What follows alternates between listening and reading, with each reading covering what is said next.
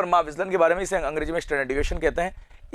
इसकी खोज इसका जो प्रतिपादन किया वो 1893 में कॉलप्रिएशन ने किया था। ये इटली के महान संख्या शास्त्री है जिन्होंने 1893 में इसका प्रतिपादन किया था। दोस्तों बहुत इंपॉर्टेंट है, ध्यान रखिएगा। तो बहुत इंपॉर्टेंट है परमाप विचलन, जिसे हम स्टैंडर्ड डेविएशन कहते हैं। इसकी जो रचना करी थी वो इटली के महान संख्या शास्त्री कॉलप्रिएशन ने किया था 1893 में। दोस्तों बहुत इंपॉर्टेंट है, मैं बार बार रिपीट कर रहा हूँ, 1893 को आपको ध्यान रखना है। आपसे पूछा जा सकता है कि परमाप विचलन के प्रतिपादक कौन थे, तो बच्चों ध्यान रखना 1893 में कॉलप्रिएशन ने इसका प्रतिपादन किया था। ये एक आदर्श माप है, एक वैज्ञानिक दृष्टिकोण से सही माप है। अपकिरण का सर्वश्रेष्ठ माप जो माना जाता है वो परमाप विचलन को माना जाता है, क्योंकि इसमें बीजगणितीय चिन्हों की अवहेलना नहीं की जाती, उसकी उपेक्षा नहीं की जाती है, इसलिए इसका प्रयोग किया जाता है। और ये केवल समांतर माध्य पे निकाला जाता है। जैसा कि आप सबको पता है कि समांतर माध्य सांख्यिकी माध्य में सर्वश्रेष्ठ माध्य होता है और उसी को आधार मान के इसकी गणना की जाती है, इसलिए इसे सर्वश्रेष्ठ माध्य कहा जाता है। दूसरा कारण यह भी है कि इसमें बीजगणितीय चिन्हों की अवहेलना नहीं की जाती है। अब आपको हो गए, जब हम समांतर माध्य से विचलन निकालेंगे तो ऑब्वियसली इसमें धनात्मक और ऋणात्मक चिन्ह आएंगे, लेकिन इसमें खास बात यह है कि उन सबका वर्ग ले लिया जाता है, इसलिए वो ऑटोमेटिक धनात्मक हो जाते हैं और उसी के आधार पर गणना की जाती है। तो माध्य विचलन परमाप विचलन में अगर हम बात करें तो यहाँ पे समांतर माध्य को आधार माना गया है, इसलिए यहाँ पे स्क्वायर निकाला जाता है। वही दूसरी बात, इसमें एक खास बात है कि परमाप विचलन के अंदर अगर हम बात करें तो प्राप्त वर्गों से प्राप्त कुल मध्य को भाग देने से पहले जो मूल्य होता है उसे हम वेरिएंस भी कहते हैं, प्रसरण भी कहते हैं।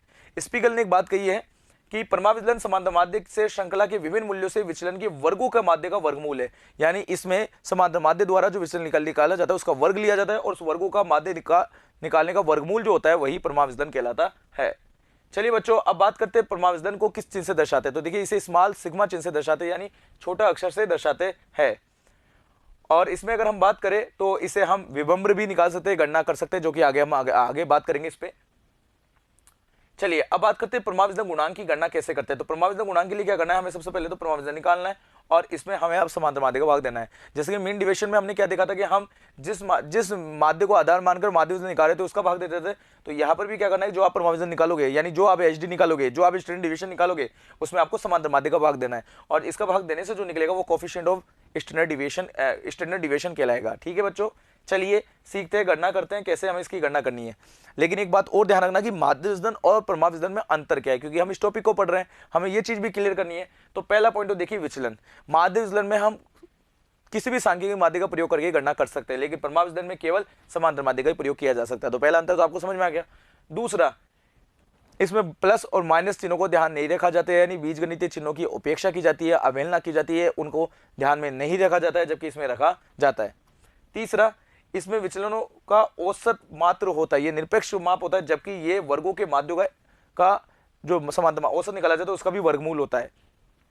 ये गणितीय दृष्टि से अशुद्ध है क्योंकि आपने बीजगणितीय चिन्हों की अवहेलना करी है, जबकि ये गणितीय दृष्टिकोण से शुद्ध है क्योंकि आपने बीजगणितीय को मान रखा है। इसलिए अपकिरण के सर्वश्रेष्ठ माप जो होता है वो परमाप विचलन होता है, जो कि समांतर माध्य पर आधारित होता है। तो बच्चों ये पॉइंट इंपॉर्टेंट है, आपसे पूछा जा सकता है सर्वश्रेष्ठ सांख्यिकी माध्य कौन सा है, सर्वश्रेष्ठ अपकिरण का माप कौन सा है, अपकिरण के माप में परमाप विचलन कौन से सांख्यिकी माध्य पर आधारित होता है और दोनों में अंतर क्या है। इस तरह के प्रश्न आपसे एग्जाम में पूछे जाएंगे, तो बच्चों बड़े ध्यान से सुनना है, समझना है।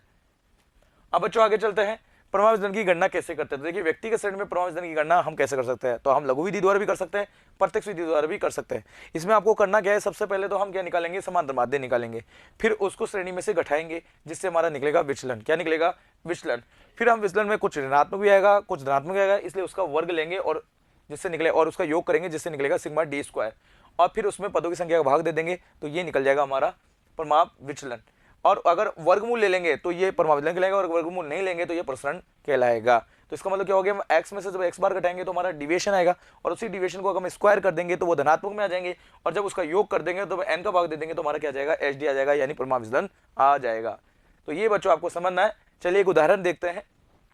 किसी विद्यार्थी के गत सत्र की 10 साप्ताहिक परीक्षाओं में प्राप्तांक निम्न प्रकार है, उनके परमाप विचलन और उनके गुणांक का निर्धारण कीजिए। तो यहाँ पे आपके सामने मार्क्स दे रखे हैं 8, 9, 10, 15 8, 9, 10, 5, 10, 16, 2, 5, 10, 15 ये हमारे को दे रखा है। तो यहाँ हम इसके क्रमांक लिखे, ये सर ये हमारा क्रमांक हो गया। व्यक्तिगत श्रेणी में हम इसको सीरीज से दर्शा सकते हैं। सबसे पहले हम क्या निकालेंगे, एक्स बार निकालेंगे। तो देखिए इन सबका योग करेंगे। देखिए व्यक्तिगत श्रेणी में हमें क्या निकालना था, एक्स बार, और एक्स बार निकालेंगे क्या करना है, सिग्मा एक्स को जोड़ देंगे और एन का भाग दे देंगे। तो यहाँ 90 है, टोटल एन कितने हैं, 10 है। तो 90 में 10 का भाग दिया, हमारा 9 आ गया। अब हम x में से x बार घटाएंगे तो क्या आ जाएगा, हमारा d आ जाएगा। तो यहाँ हमारा x बार कितना माना जाएगा, x बार हमारा माना जाएगा 9 आ रहा है। तो देखिए 8 में से 9 गया, माइनस का 1 आएगा, 9 में से 9 गया 0 आ गया, 10 में से 1 गया प्लस का 1 आ जाएगा, 5 में से गया माइनस का 4 आ गया। इस तरह से आपने देखा होगा माध्य विचलन में हम क्या करते थे, बीजगणितीय चिन्हों की अवहेलना करते, लेकिन यहाँ नहीं करेंगे। अब आपके दिमाग में आ रहा होगा यहाँ जो विचलन आ रहे आधे तो धनात्मक आ रहे हैं, आधे ऋणात्मक आ रहे हैं, यानी कुछ तो धनात्मक है कुछ ऋणात्मक है, फिर गणना कैसे करेंगे। इसलिए माध्य विचलन में क्या होता है कि सॉरी प्रमाण विचलन में क्या होता है कि यह विचलनों का वर्ग लिया जाता है। तो यहाँ पे हम विचलनों का स्क्वायर कर देंगे, तो एक का जब स्क्वायर करेंगे 1 आ जाएगा, 0 का 0, 1 का 1, 4 का 16 हो गया, और 1 का 1 हो गया, 7 का 49 हो गया, 7 का 49 हो गया, 4 चौक 4 का 16 हो गया, 1 का 1 हो गया, छिंग छिंग 36 हो गया। ये लो सभी धनात्मक आ गए। इसका योग करेंगे वो कहलाएगा हमारा सिग्मा एक्स, इसको या तो ये बोल दीजिए या हम इसे ये भी कह सकते हैं सिग्मा डी स्क्वायर। ठीक है, तो ये हमारा 170 आ गया। अब हमें फॉर्मूला यूज करना है, तो आइए हम फॉर्मूला यूज करेंगे। तो देखिए सिग्मा डी स्क्वायर में एन का भाग दे दो, तो ये तो हमारा प्रश्न रहेगा, अगर हम इसका वर्गमूल ले लेंगे तो ये हमारा कहलाएगा 4.12 जो आ रहा है वो हमारा परमाणु विचलन कहलाएगा। और इसी परमाणु विचलन में अगर हम उसी समान माध्य भाग दे दे तो ये हमारा क्या कहलाएगा, परमाणु विचलन गुणांक कहलाएगा। तो बच्चों बिल्कुल समझ में आ गया, बिल्कुल ईजी है, कोई डिफिकल्ट नहीं है, बस आपको समझना है, प्रैक्टिस करनी होगी, फॉर्मूले को थोड़ा ध्यान से समझना होगा। चलिए बच्चों इसी क्रम में अगले प्रश्न की तरफ चलते हैं। खंडित श्रेणी में कैसे निकालते हैं। खंडित में आपको कुछ नहीं करना, केवल आवर्ती से और गुणा करना है। तो एफ को डी से स्क्वायर कर देंगे, डी स्क्वायर से गुणा कर देंगे और उसका योग करके उसमें एन का भाग दे देंगे और वर्गमूल ले लेंगे, तो क्या निकल जाएगा, खंडित श्रेणी में परमाणु विचलन निकल जाएगा। तो चलिए देखते हैं, एक उदाहरण आपके सामने दे रखा है, निम्नलिखित आंकड़ों का परमाणु विचलन तथा उनका गुणांक ज्ञात कीजिए। तो ये हमारे सामने 5, 10, 15, 20, 25, 30, 35, ये तो क्या हो गया, एक्स हो गया, और विद्यार्थियों की संख्या क्या हो गई, एफ हो गई। चलिए टेबल बनाते हैं। तो हम यह लिखेंगे परमाणु विचलन की गणना एक्स एफ। सबसे पहले तो हमें क्या निकालना है, समांतर माध्य निकालना है। तो सबसे पहले तो हमें क्या करना है, एक्स बार निकालना है, उसके बाद क्या निकालना है, एच डी निकालना है, और उसके बाद हमें क्या निकालना है, कोफिशिएंट ऑफ एच डी निकालना है। ये 3 चीजें हमें गणना करनी है। एक्स बार कैसे निकालेंगे, सिंपल सा तरीका है जो हम समांतर माध्य की सीखते थे, समांतर माध्य में निकालते थे। एक्स को एफ से यानी मूल्यों को उनकी आवर्तियों से गुणा करके उनका योग कर देंगे और उसी में एन का भाग दे देंगे, तो हमारा समांतर माध्य आ जाएगा। तो देखिए 5 चौके 20, 10 को 14 से गुणा करेंगे तो 140, 15 को 22 से गुणा करेंगे तो 330, 20 को 30 से गुणा करेंगे 600, 25 को 20 से गुणा करेंगे 500, 30 को 8 से गुणा करेंगे 240, 35 को 2 से गुणा करेंगे 70 आ गया। ये आ गया हमारा सिग्मा एफ एक्स। इसका योग कर लिया 1900 आ गया। इसी 1900 में एन का भाग देंगे तो हमारा आंसर कितना जाएगा, एक्स बार कितना जाएगा, 19 आ जाएगा। ठीक है बच्चों, यहाँ तक समझ में आ गया। अब इसी 19 को अगर हम इन x मूल्यों में से घटाएंगे तो d आएगा। तो देखिए हमने घटाया, तो देखिए 5 में से 19 गया 14 आ जाएगा माइनस का, 10 में से 19 गया माइनस का 9 आ जाएगा, 15 में से गया माइनस का 4 आ जाएगा, 20 में से गया तो प्लस का 1 आएगा, 25 में गया तो प्लस का 6 आएगा, 30 में गया तो प्लस का 11 आएगा, और 35 में गया तो प्लस का 16 आएंगे। अब यहाँ पे कुछ ऋणात्मक आ रहा है कुछ धनात्मक आ रहा है, तो हम इसका क्या कर देंगे, स्क्वायर कर देंगे। ठीक है, ये स्क्वायर कर दिया। अब इसी को आज तक तो क्या करते थे, व्यक्तिगत में हम इसी का योग कर लेते थे, लेकिन यहाँ पे क्या दे रखा है, एफ भी दे रखा है। तो खंडित अखंडित में आपको क्या देना है, ध्यान रखना है, आवर्तियों को और गुणा करना है। तो हम विचलन वर्ग को उनकी आवर्तियों से गुणा कर देंगे, तो आवर्तियों से हमने गुणा कर दिया, तो ये एफ डी स्क्वायर वगैरह इसका योग कर देंगे, तो ये हमारा आ गया 4500। अब क्या करना है बच्चों, अब हमको क्या निकालना है, परमाणु विचलन। तो 4500 में जब हम 100 का भाग देंगे और उसका अंडर रूट ले लेंगे तो ये हमारा जाएगा 6.708, ये हमारा कहलाएगा एच डी। तो परमाणु विचलन यहाँ पे कितना आया, 6.708। और जब इसी परमाणु विचलन में अगर हम एक्स बार का भाग दे देंगे यानी 19 का भाग दे देंगे तो 0.353 जो है वो हमारा क्या कहलाएगा, परमाणु विचलन गुणांक कहलाएगा। तो बिल्कुल आसान है, बस आपको प्रैक्टिस करनी है, समझना है। चलिए बच्चों अब इसी क्रम में अगर हम बात करें अखंडित श्रेणी हो तो क्या करना है, अखंडित श्रेणी में आपको क्या करना है, वही परमाणु विचलन, वही सबसे पहले समांतर माध्य निकालना है, उसके बाद क्या निकालना है, आपको परमाणु विचलन निकालना है, और उसके बाद आपको कोफिशिएंट ऑफ परमाणु विचलन निकालना है। लेकिन सबसे पहले आपको क्या करना है, ये इसका ध्यान रखना है, क्योंकि आपको पता है अखंडित श्रेणी में कभी भी समांतर माध्य नहीं निकलता है, उसको हमें खंडित में बदलना होता है, यानी हमें एक्स में बदलना होता है। तो उसी तरह से हमें गणना करेंगे। चलिए आगे देखते हैं कैसे करते हैं। तो यह आपके सामने क्या दे रखा है, निम्न समंग सारणी में परमाणु विचलन की गणना कीजिए। आपके सामने 0 से 10, 10 से 20, 20 से 30, 30 से 40, 40 से 50, 50 से 60 दे रखा है। यह विद्यार्थियों की संख्या, तो ये तो क्या कहलाएगी, क्लास कहलाएगी, क्योंकि ये एफ मूल्य नहीं है। और ये क्या दे रखा है, आवर्तियाँ दे रखी है। तो हमें सबसे पहले क्या निकालना है, एक्स बार निकालना है, पहला स्टेप तो हमारा क्या हो गया। उसके बाद हम क्या निकालेंगे, एक्स बार निकालने के बाद विचलन निकालेंगे यानी डी निकालेंगे। डी के लिए क्या करना है, एक्स में से एक्स बार घटाएंगे और फिर उसका क्या करना है, हमें स्क्वायर करना है, तो डी का स्क्वायर कर देंगे, या हमें ये भी बोल सकते हैं कि इसके अंतर का स्क्वायर कर देंगे। फिर इसको एफ से स्क्वायर कर एफ से गुणा कर देंगे और उसके बाद एफ का इसका योग कर देंगे। ये प्रोसीजर यूज करना है हमको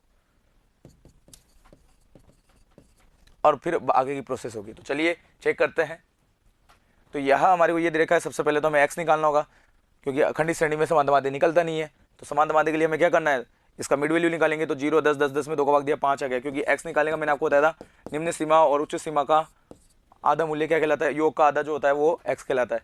तो L1 L2 को जोड़ देंगे और उस 2 का भाग दे देंगे, तो 0 10 10, 10 में 2 का भाग दिया 5, 10 20 30, 30 में 2 का भाग दिया 15, 20 30 50, 50 में 2 का भाग दिया 25, ये हम करते रहेंगे।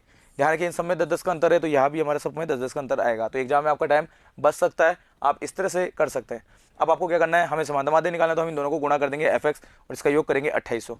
इसी 2800 में अगर हम n का भाग दे देंगे तो ये हमारा 28 क्या कहलाएगा, समांतर माध्य कहलाएगा, यह हमारा क्या कहलाएगा, समांतर माध्य कहलाएगा। इसी समांतर माध्य में अगर हम भाग देंगे तो यह हमारा समांतर माध्य कहलाएगा 28 कहलाएगा। ठीक है बच्चों, यह हमारा 28 आ गया। अब इधर देखिए, अब x में से घटाएंगे तो 5 में से 28 गया, माइनस का 23, 15 में से 28 गया 13 आ गया, 25 में गया 3 आ गया, ये हमारा आ गया। अभी हमें कुछ धनात्मक आ रहा है और कुछ ऋणात्मक आ रहा है।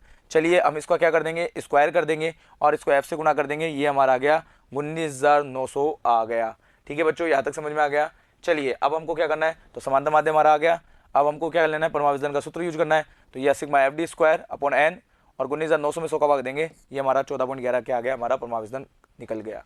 तो बच्चों अब कैसे इसको करना है, मैं आपको एक बार इसका रिपीटेशन समझा देता हूँ। तो बच्चों पॉइंट जो हमें समझना है, जो एग्जाम के दृष्टिकोण से काफी इंपॉर्टेंट है, उस पर बात करते हैं।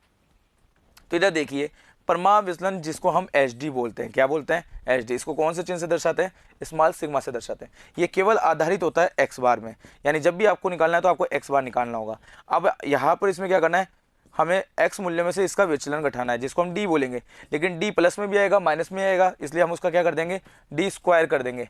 अगर व्यक्तिगत श्रेणी है तो हम इसमें क्या दे देंगे, केवल n का भाग दे देंगे। अगर खंडित अखंडित है तो हम इसको इसके योग में f से और गुणा करके और फिर n का भाग दे देंगे, और इस तरह से ही निकाला जाता है। जो भी आपका एच डी आएगा, यानी जो भी आपका परमाविचलन आएगा, अगर आप उसमें x बार का भाग दे दोगे तो ये कोफिशिएंट ऑफ एच डी कहलाएगा। तो बच्चों ये सारे पॉइंटों पे आपको ध्यान रखना है, एग्जाम के दृष्टिकोण से काफी इंपॉर्टेंट है। आपसे पूछा जा सकता है कि अपकिरण के माप में, यानी परिक्षेपण के माप में सर्वश्रेष्ठ जो माप होता है वो होता है परमाविचलन। परमाविचलन में बीजगणितीय चिन्हों की अवहेलना नहीं की जाती है, क्योंकि ये सर्वश्रेष्ठ सांख्य के माध्य पर आधारित होता है, इसका नाम है समांतर माध्य। तो इसी के साथ ये चैप्टर कंप्लीट हुआ।